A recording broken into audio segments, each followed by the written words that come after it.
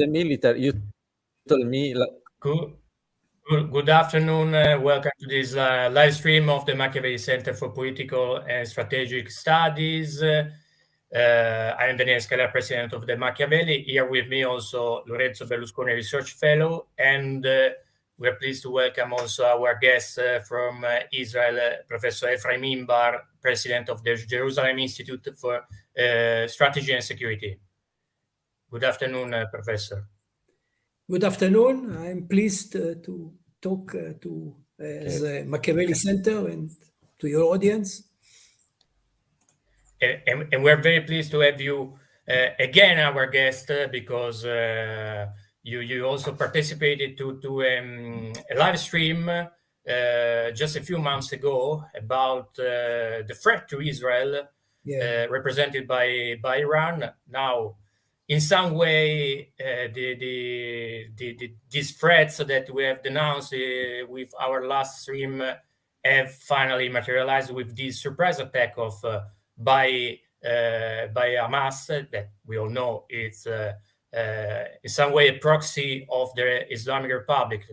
First of all, how would you assess this type of attack by Hamas? You're an expert of military affairs, you are former military. So from a military and strategic point of view, how would you assess this attack by Hamas? Hamas prepared a surprise attack in a very professional way. I think we should respect their military capabilities. And it succeeded in entering into Israel, penetrating into Jewish settlements along the border.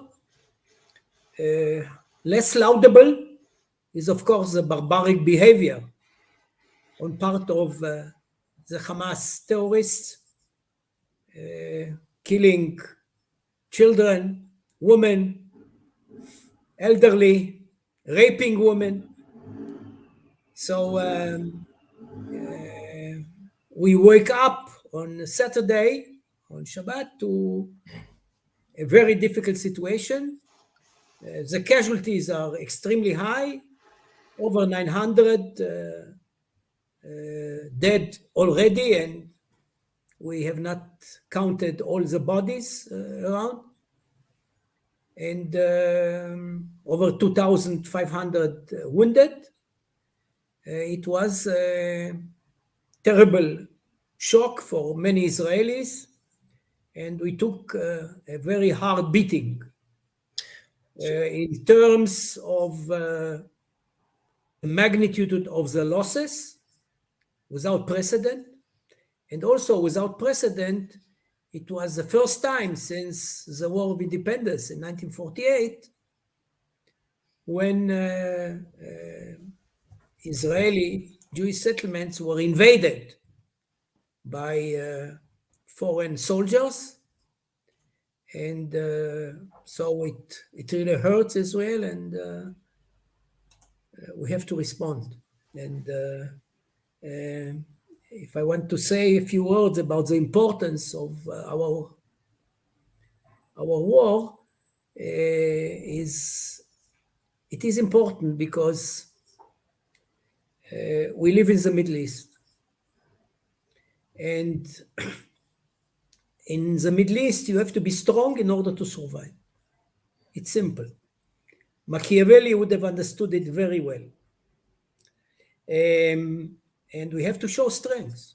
And actually what we've seen on Saturday, an attack that was successful, caused great damage, and obviously eroded Israel's deterrence. Therefore, we have to restore deterrence. We have to restore deterrence, and this is an existential issue for Israel. We have to restore deterrence by exacting a heavy price from Gaza and Hamas for attacking us. Everybody in the Middle East should understand that if they try to harm Israel, they will have to pay a heavy price. By the way, the peace between us and some of our neighbors is predicated upon strength. If we are not strong, there is no need to make peace with us. So it is a very important war, and we have to succeed. The goal of this war, as it was enunciated by the government, is the eradication of Hamas military capabilities. This cannot be done only by air. The Air Force, Israeli Air Force, is bombarding many Hamas targets in Gaza, but in order to finish the job, it's inevitable, if we want to stick to our goal, it's inevitable to go in with a ground force, to go from house to house, to collect the weapons, to go to destroy the factories that produce missiles, to catch the leadership of the organization, alive or dead, and to imprison or kill the Hamas soldiers. After the ground campaign, Hamas, which is unfortunately a popular organization among the Palestinians, particularly in Gaza, has to remain without any military capability. This is the goal. This, as I mentioned, requires a ground operation, which is going to be lengthy. It's not an operation that will take a day, 2, or a week. It may take months. It's also going to be costly. It's quite clear that Hamas has prepared itself for a ground invasion by Israel and will try to make us pay a heavy price. So this is what's ahead of us. I would like to point out that the decision to go in with a ground force has not been taken yet or has not been announced. So yesterday, Prime Minister gave a speech to the nation. He did mention that the order was given to the military, to the IDF, to go in. In the meantime, we were successful to restore security or a defense perimeter along the border. And now Israelis can freely move along the border and a bit further away without having to fear a terrorist attack. Or at least the military announced that it had cleared the area of terrorists. And to give you the magnitude, the IDF counted 1,500 terrorist bodies. This was, so the magnitude of the attack was larger, much larger. In parallel, the Israeli government decided to put the country legally on war footage, which allows certain legal actions that requires the government for economic steps. It gives, the Israelis certain social benefits if they participate in the war or if they are in the rear. Israel has developed over the years many social mechanisms to cushion the effects of war. And so Israel is formally at war. I would like to say a few words about Iran's role, which I was asked. Please. Iran is clearly involved, in my view, with the Hamas effort. Iran has regularly sent funds to Hamas. Part of his budget is money coming from Tehran. Iran also, on a regular basis, trained Hamas terrorists. Part of their military knowledge comes from exercises in Iran. I think also that we have seen last month a meeting of Hamas leadership abroad, Hezbollah, it was in Lebanon, the meeting, and also Iranian senior figures. We don't know exactly, or at least I don't know exactly what was the discussion about, but it seems to me that it's very plausible that it was a discussion about coordinating efforts against Israel. All those organizations, Iran, Hezbollah, Hamas, have a clear goal, which they are not shy about, to destroy the Jewish state. So we can clearly assume that Iran was somehow connected to the attack. There are rumors, which I cannot confirm, that a cyber attack on Israeli communication system was perpetrated by Iranian hackers at the beginning of the attack. I'm surprised that Secretary of State Blinken said that there is no evidence, or he sees no evidence, for Iranian involvement in this attack.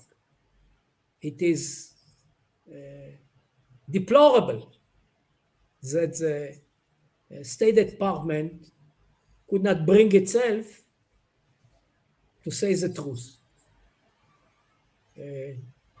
Diplomats, as you know, one of their jobs is to lie in a credible way. So I think he performed in that spirit.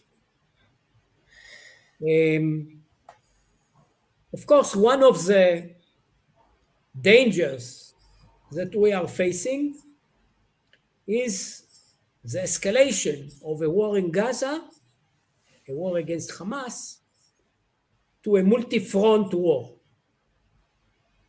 We have several fronts which are active. Some of them are dormant. I'll enumerate them. The Gaza front is clear, is active all the time. Hezbollah is another front which is usually quiet because of mutual deterrence, or at least we believe that we deter them. And it may be true, it may be not. Hezbollah is obviously an Iranian proxy under Iranian instruction. And I doubt very much if Hezbollah reaches independent decisions. So the type of behavior we see on part of Hezbollah is probably determined by Tehran. But we've seen already since the beginning of the Hamas attack on Israel, some incidents initiated from Lebanon, launching of missiles, penetration of terrorist squads, shooting from the other side of the border by Hezbollah or by Palestinian organization with the permission of Hezbollah. So this is a second front. A third front is, which is active also, is of course in the West Bank, Judea and Samaria, the terrorist groups that are flourishing under the Palestinian Authority, which is not fully in control of the area. And we see once in a while attacks against Israeli troops, against Israeli settlers from this region. Another arena which is quiet, although we see some indications that it may wake up, is along the Golan Heights, where we see concentrations of Shiite militias, which are controlled by Iran. We may see that in a multi-front war, they will become active. They will be activated by Tehran. And finally, there is another front. This is the dormant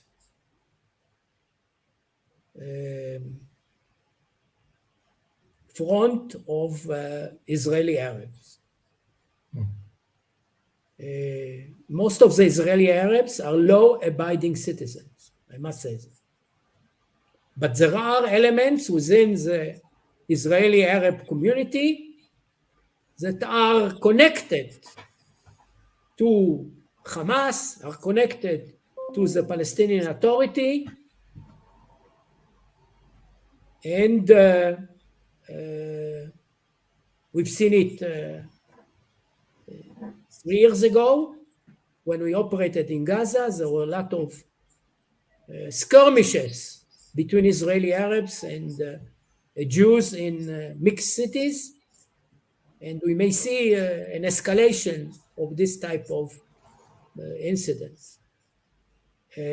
Of course, a multi-front war will put Israel in a more difficult situation. We have concentrated already large forces along the northern border vis-a-vis Hezbollah, hoping to deter them. We also respond fire in a more immediate fashion than we did in the past, in order to signal to Hezbollah that we will not continue with the policy of containment that was practiced for many years. So a multi-front war is a problem. We try to isolate the Gaza arena from the other fronts. I don't know if we'll be successful. How likely is it, in your view, an escalation on the northern front with Hezbollah? Are you asking me what are the chances for it? Yes. I don't know. But I would not bet that it's going to stay quiet. Much depends on what is happening in Gaza, and of course the calculations of Tehran. In 2006, they started an aggression, Hezbollah, and afterwards the leader of Hezbollah said he was sorry about it. He didn't know that the Israeli response is going to be so harsh. And we know that the Iranians were not happy with the Hezbollah attempt, which was successful, to kidnap Israeli soldiers. Because they want probably to keep Hezbollah as powder dry for a larger war between Iran and Israel. So it's not clear. We'll see what happens. To some extent, the Americans try to deter Hezbollah from attacking Israel and participating in this war. They sent, maybe you know, an air carrier, whole group, which is, in their view, the view of some Israelis also, supposed to deter Hezbollah from attacking Israel. Frankly, I'm not sure that the Americans, that are seen in some quarters in the Middle East as a paper tiger, will indeed deter Hezbollah. The Iranians are shooting at American warships in the Gulf and in the Indian Ocean. The Turks, who are, they are an ally in NATO of America, of the United States, sent a UAV, armed UAV, toward American forces in northern Syria. And the Americans had to shoot it down. So I'm not sure that the Americans are able to deter anyone in the Middle East, but this remains to be seen. If I may say a few words about the international arena,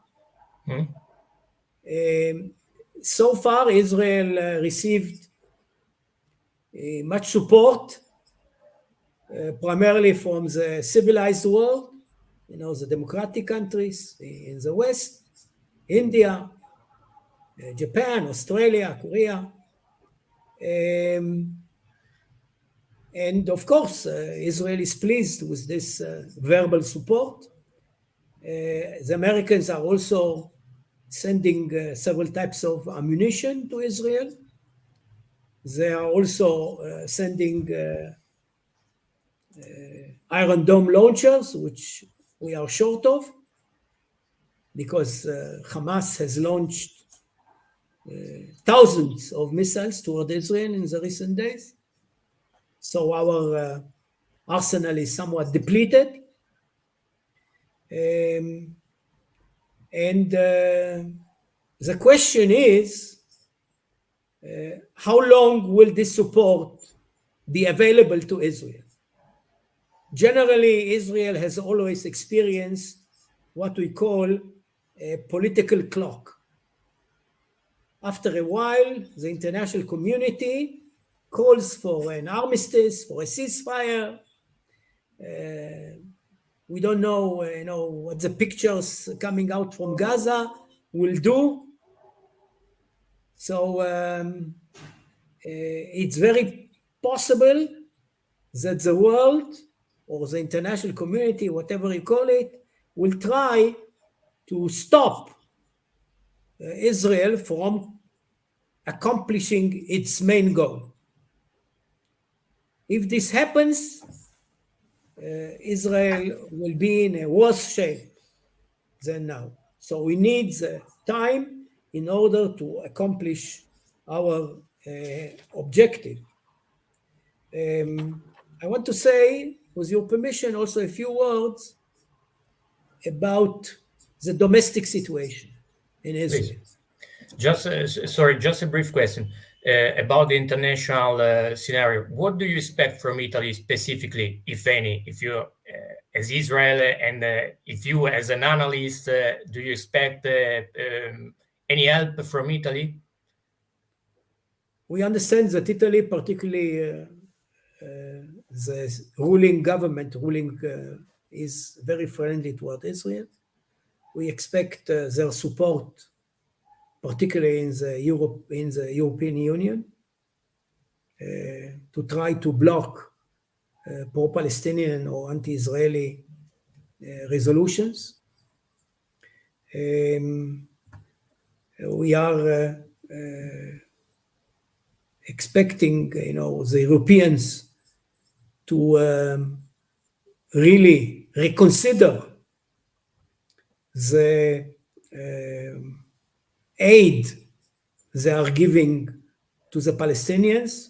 In my opinion, it has to be scrutinized to make sure that it doesn't go to Palestinian organizations that are devoted or to terror, to Palestinian organizations that teach hatred of Jews. We've complained in the past about those issues. I hope maybe after the pictures coming out from Israel, there will be a greater understanding with whom we are dealing with. This is, of course, true of other countries, the democratic countries that side with Israel at this time. Thank you. So you were mentioning the domestic situation in Israel. Yes. Okay, the domestic situation is, initially there was a state of shock. Everybody was shocked at the thought that Israeli kibbutzim and Israeli towns near the border were invaded by terrorists.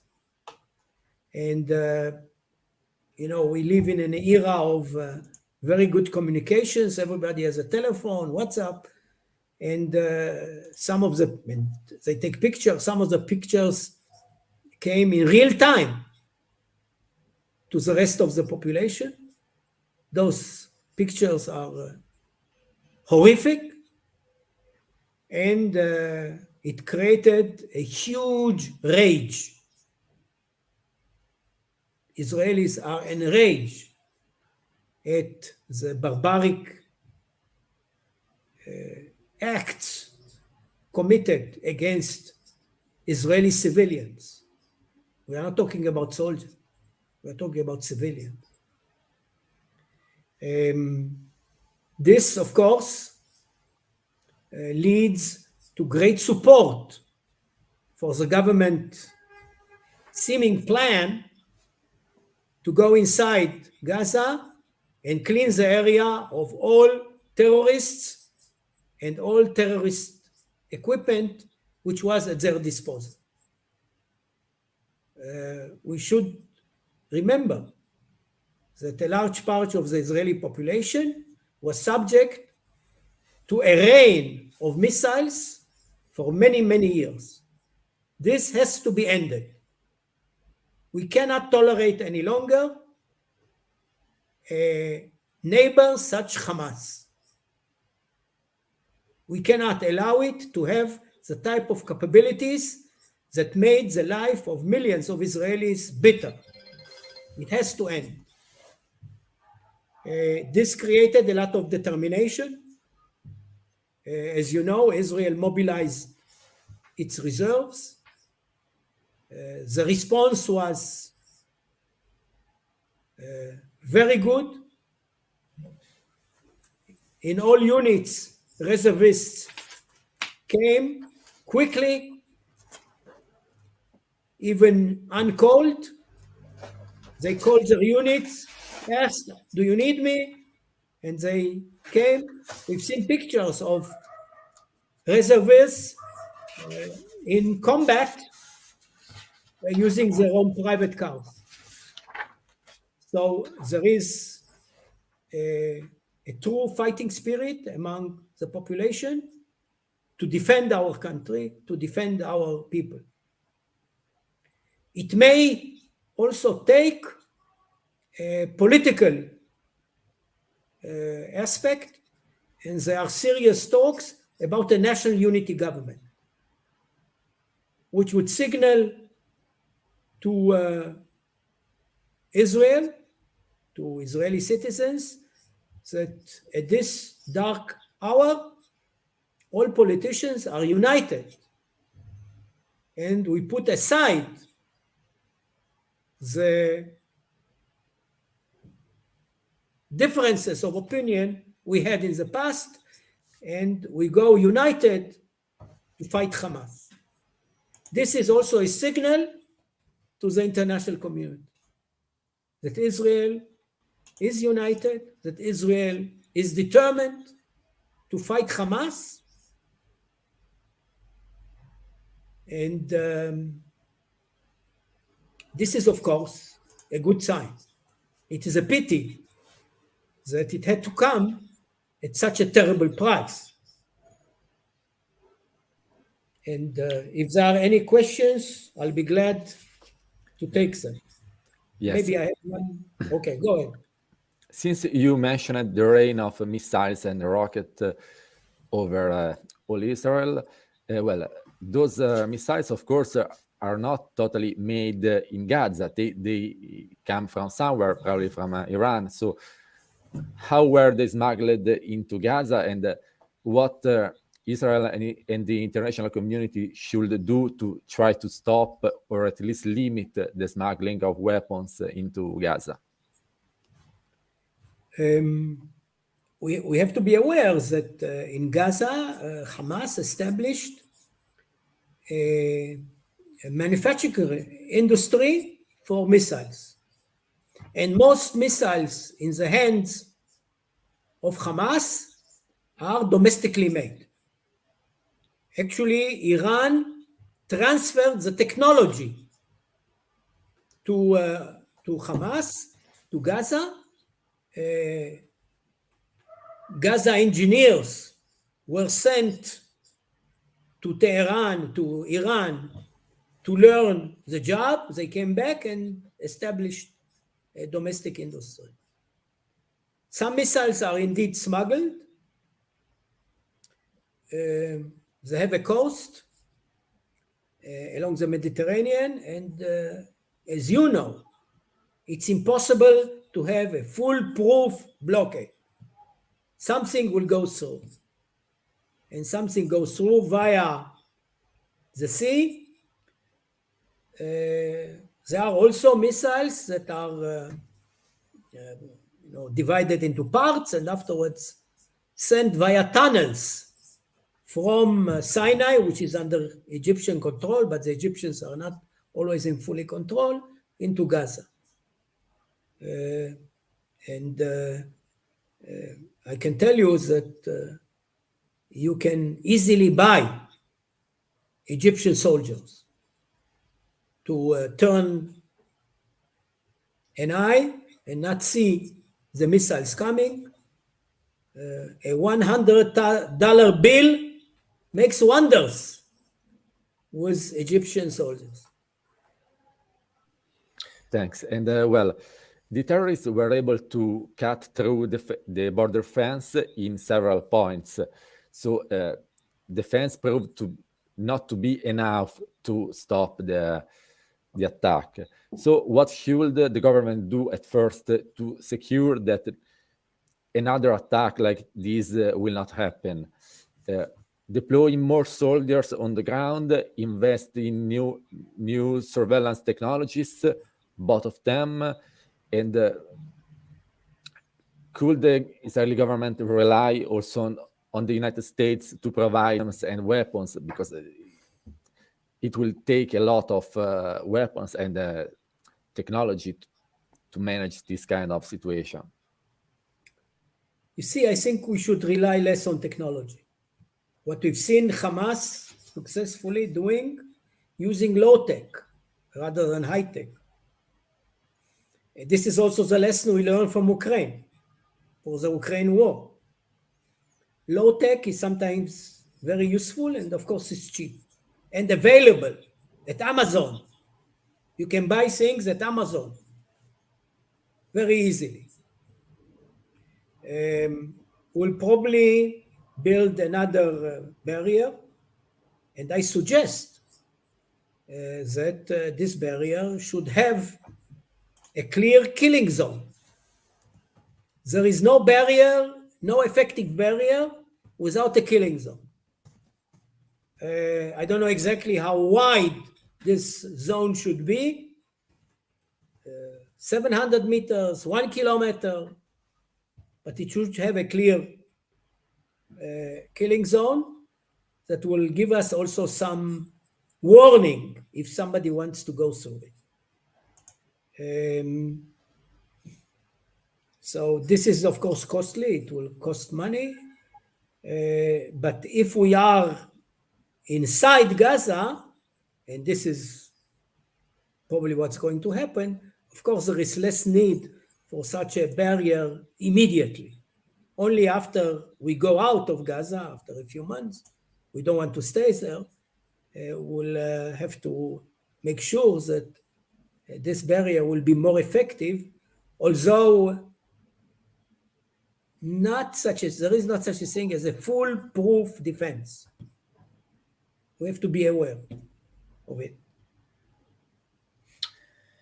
So thank you a lot for your insights, your comments and analysis.